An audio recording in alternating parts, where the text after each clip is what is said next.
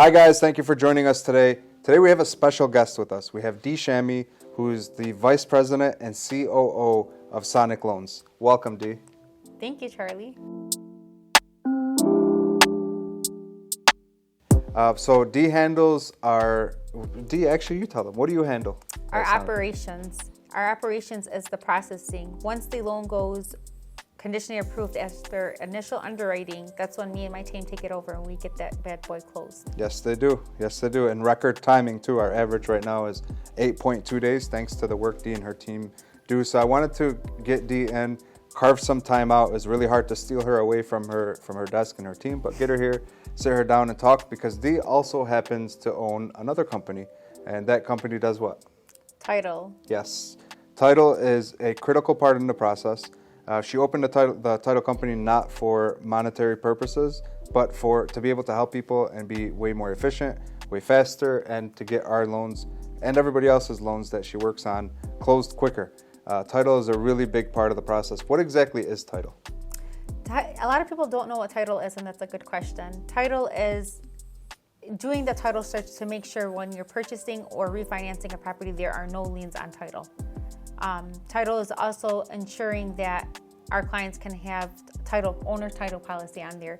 Title is also the interest a person has in the property ownership. This can be if you're married, if you're adding somebody on title like your kids, and it just goes on and on and on. Yeah, it's very commonly, the word title and deed are mixed a lot of times, but when somebody's talking about title, most of the time what they mean is the deed to the house, who actually owns the house. A title company will come in, and a lot of people don't know this because it's happening in the background, but number one, they issue a title policy for the owner of the home, whoever's buying the house. What exactly does that title policy protect you? The owner's title policy will actually help you and protect you from previous liens on the house or from even the previous seller. Let's just say, God forbid, you purchase a house and somebody comes and says, hey, no, I'm going to put a lien on this house, or there was a lien on this house.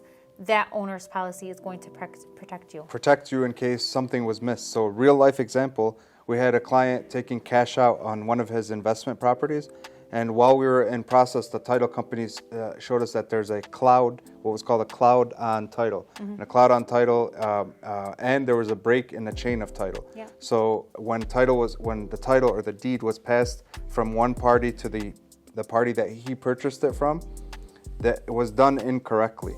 And when he did that, he paid cash for the house. So he didn't get a titles policy.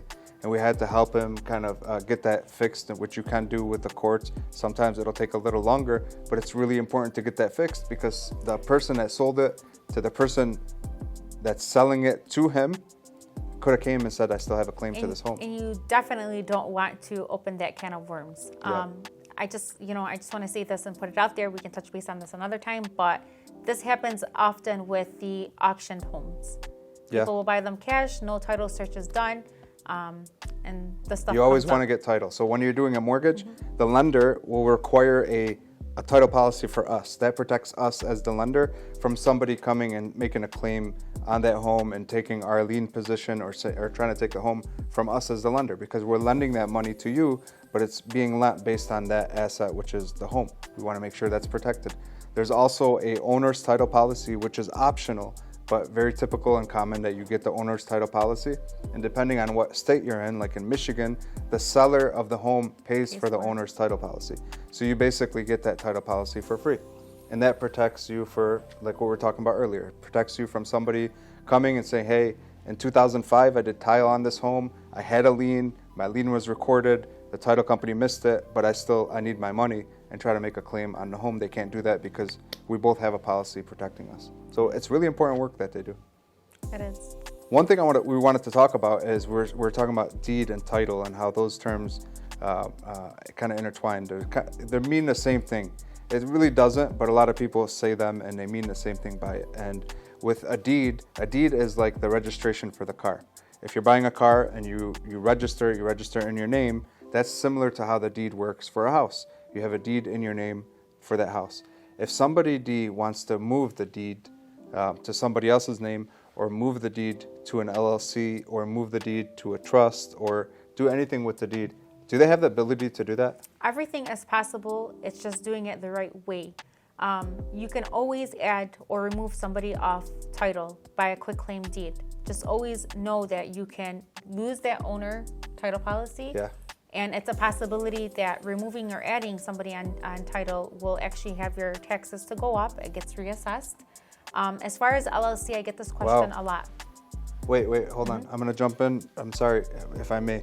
One, you're saying the owner's title policy when I purchased the home that the seller paid for and got for me, there's no expiration on that as long as I have that home. And if I move, if I put somebody else on the deed or take myself off or do something, I can lose that policy? Absolutely. Wow. Yep. I think a lot of people don't know that. Yeah, and that's why I'm saying ask the questions, make sure you're educated and you're doing things the right way.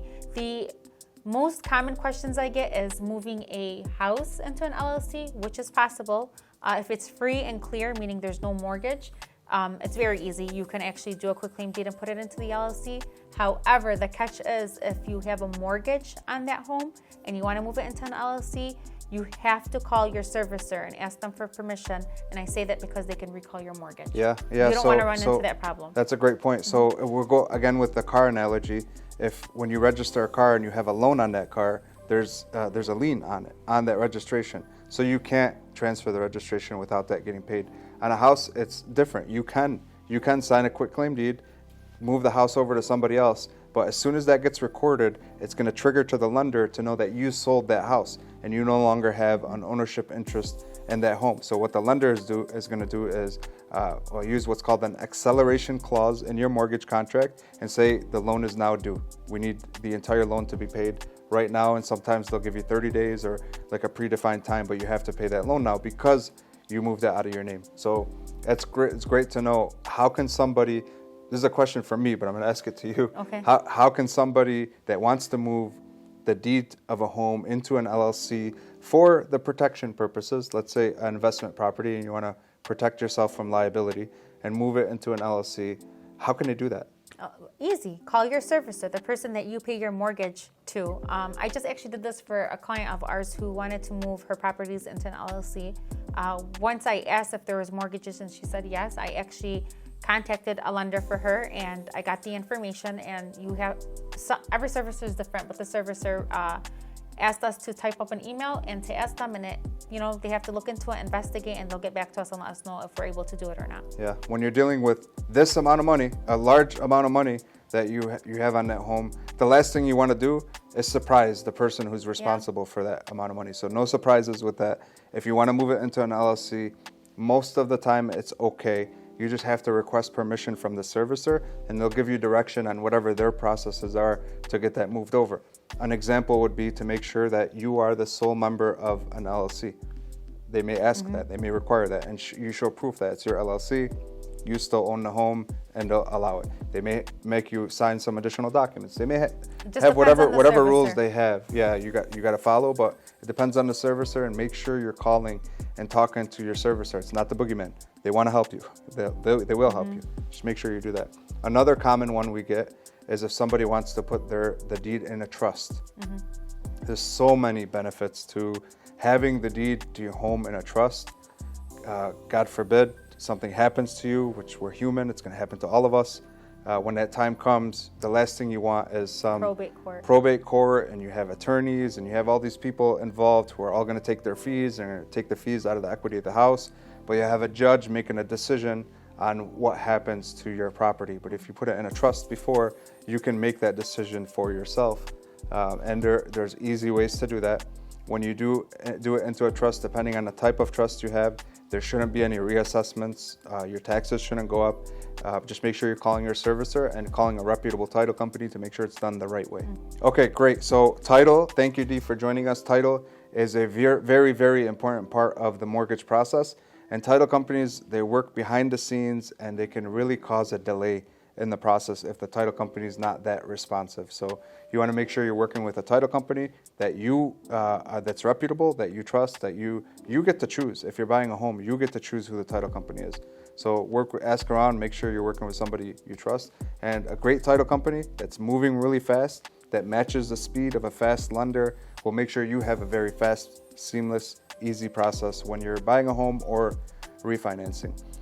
Thank you for joining us today. If you found value in this, please like, share, and subscribe. We will try to put as much of this content out as we can, and we're hoping that you are getting some good takeaways, some good value from it.